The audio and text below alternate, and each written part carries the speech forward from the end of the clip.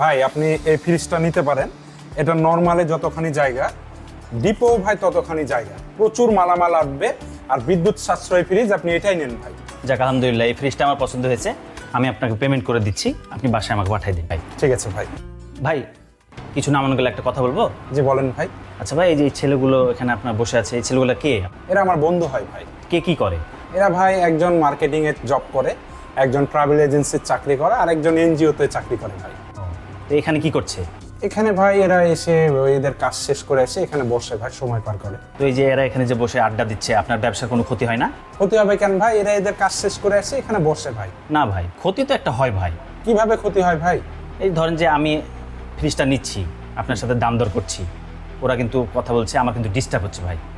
তারপরে আপনি ধরেন যে নতুন একটা কাস্টমার আসলো, এটা যদি দাম দর করে বা একটা খোলামেলা একটা কথা কিন্তু থাকে, অনেক কাস্টমার কিন্তু অনেক মানুষজন দেখলে বিব্রতকর পরিস্থিতিতে পড়ে যায়, তারা খুলে বলতে পারে না।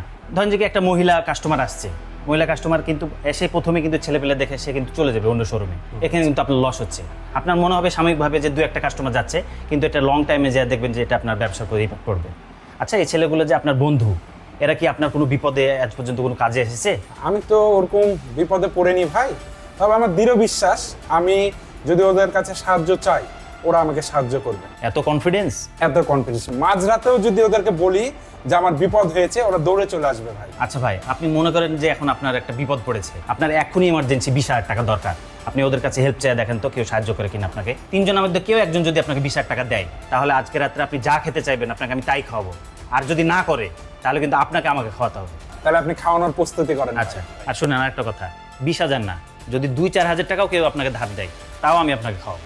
ঠিক আছে ভাই। ঠিক আছে। বন্ধু, আমার ছোট ভাই তো হঠাৎ করে অসুস্থ হয়ে গেছে, মেডিকেলে ভর্তি আছে, আমার ইমার্জেন্সি 20,000 টাকা লাগবে, দে না। বন্ধু তুই তো জানিস আমি এনজিওতে চাকরি করি, আর এই মাসে কি হয়েছে জানিস? অনেক মানুষ কিস্তির টাকা দেয়নি, তাই সারা আমার বেতন থেকে টাকা কেটে নিয়েছে। আমি চাইলেও তোকে এখন হেল্প করতে পারছি না রে। আর শোন, আমার একটা কাজ আছে, আমি কাজটা করে আসি, থাক।